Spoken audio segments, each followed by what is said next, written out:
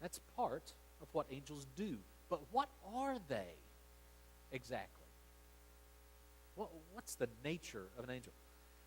The Bible actually says very little about the nature of angels. It talks about what they do, but it really doesn't say too much about what they are.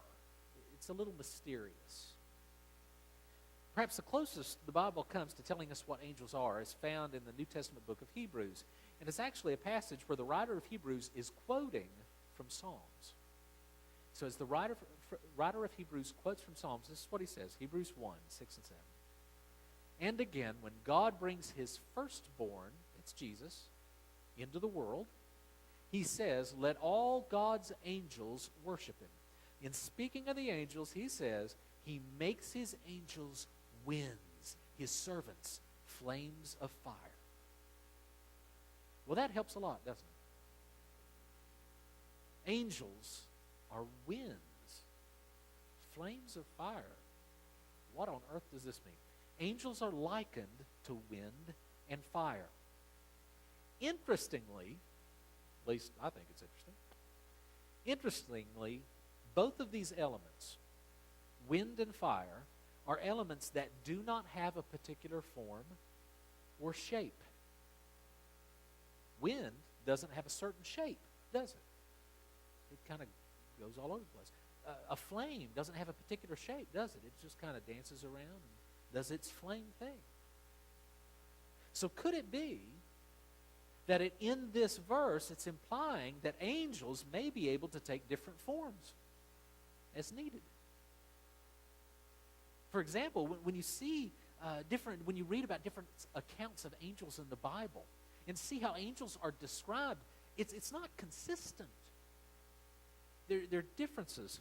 Now, I'm going to relate some things about angels here. And some of these things I'm going to give scripture references, and some things I'm not. But if I don't give a scripture reference and you're wondering, okay, how did he know that? Where did that come from? Just talk to me afterwards. I'll give you a copy of my notes. I've got it in my notes, but I didn't have time to go through all the scripture references, okay? As a Berea College graduate, I was taught to always document your sources. So there you have. There you have. Now, talking about how the Bible describes angels, like I said, it's not consistent. For example, we find that sometimes angels are described as looking just like normal people.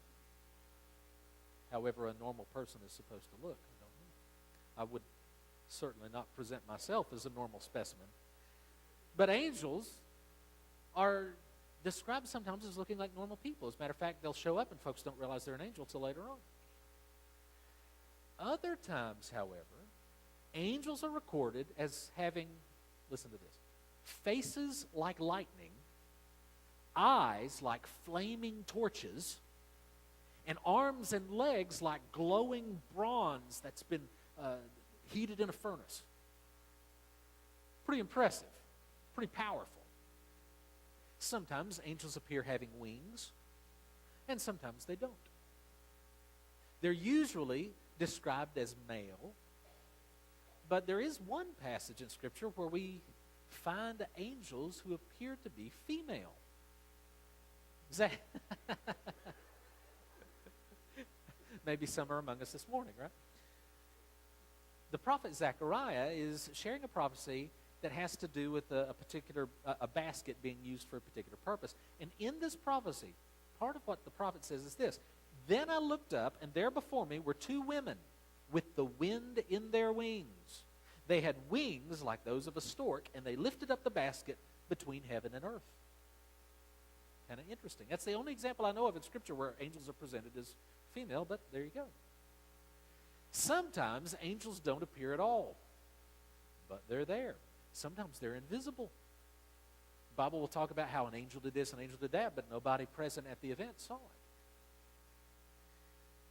So what can we say about angels as far as what they are? Well, I know this is kind of basic, but angels are spirits. That is, they do not have to have a physical body in order to exist. Now, you and I, we have a spiritual part to our existence. We certainly do. We also have a physicality to our existence. Well, angels are just pure spirit.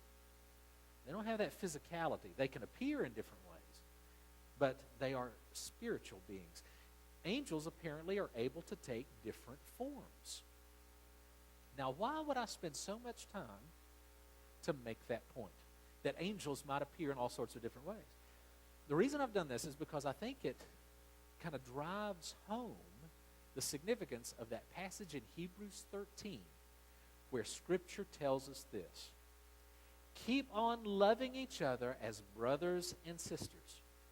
Remember to welcome strangers, because some who have done this have welcomed angels without knowing it.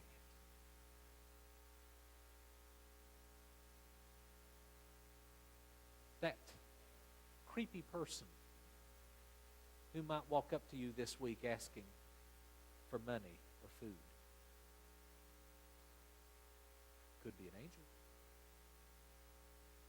That person that seems to just show up and give you just the assistance you needed you needed at just the right moment. And you don't know them, you don't know where they came from. Could be an angel. Basically, the Bible is saying, keep your eyes open.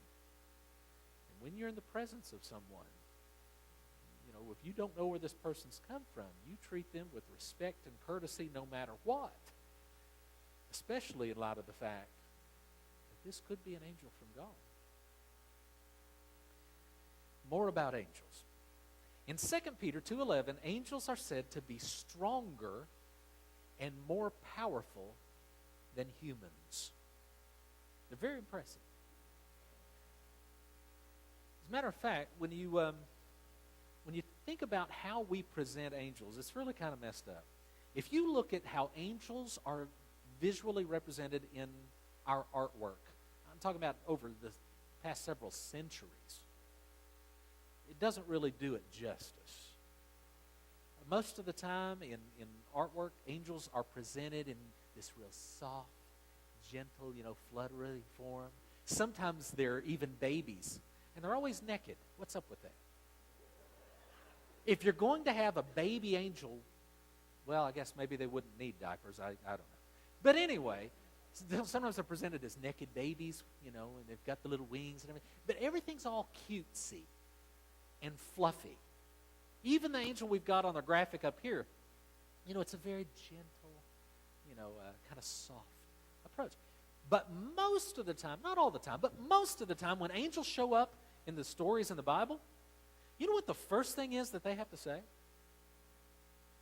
Fear not. Don't be afraid. The reason they have to say that is most of the time when angels show up, people freak out. They're intimidating. They're powerful. The people are scared. In the book of Daniel, an angel shows up, and Daniel says he was so frightened, he actually just falls face down on the ground. And the angel says, of course, fear not. I wonder if angels ever get tired of that. They show up, they're about to deliver their message, they're like, here we go again. Have a little backbone, will you?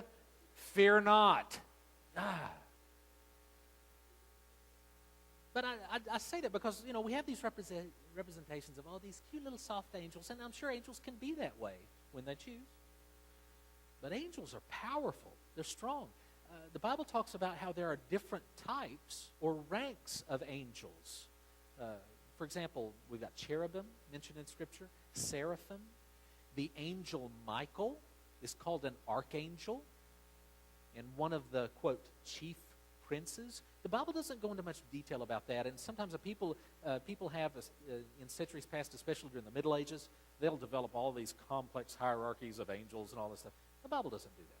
It just gives us hints. It just hints that there is some sort of structure, there is some sort of organization there, different types of ranks of angels.